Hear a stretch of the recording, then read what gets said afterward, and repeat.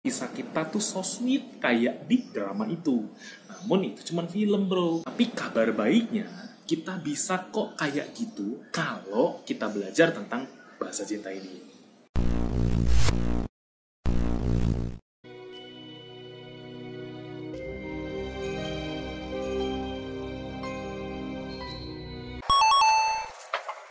Mari kita mulai. Hai, selamat datang di channel gue dengan gue sendiri, Herman Yulianto. Di segmen bedah buku kali ini gue mau ceritain tentang intisari dari satu buku yang kita semua pasti suka, yaitu 5 Bahasa Kasih.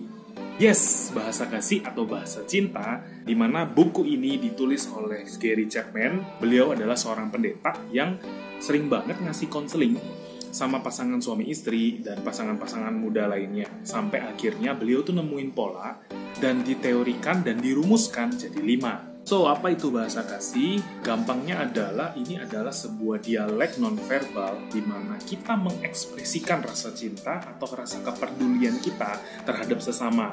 Dan menariknya, tiap dari kita itu beda-beda caranya. Nah, di buku ini itu detail banget. Jadi, apa yang akan gue ceritain ini adalah berdasarkan sudut pandang gue. So, kalau kalian pengen punya sudut pandang sendiri, gue tetap menyarankan lebih baik kalian baca bukunya, beli bukunya untuk lebih tahu sendiri dari sudut pandang kalian masing-masing. Nah, ada satu pertanyaan lagi.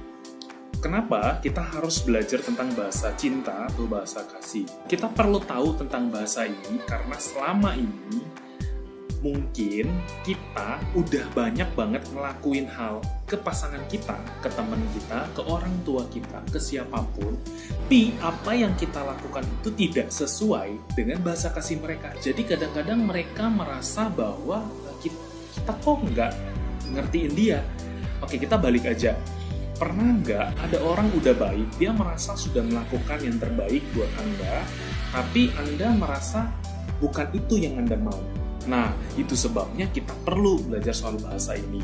Dan keuntungannya, kalau misalnya kita tahu bahasa kasih atau bahasa cinta kita dan bahasa lawan jenis kita atau mungkin orang yang kita kasihin, tentunya kita akan saling mencintai dan saling mengasihi hingga maut memisahkan.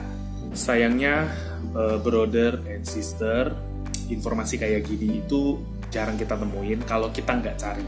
Sebenarnya banyak kita bisa cari kok, namun kita lebih sering disuguhkan dengan drama-drama, mungkin kalau yang sekarang ini drama Korea, dan kita berharap banget bahwa kisah kita tuh kayak di film itu. Kita berharap bahwa kisah kita tuh so sweet kayak di drama itu.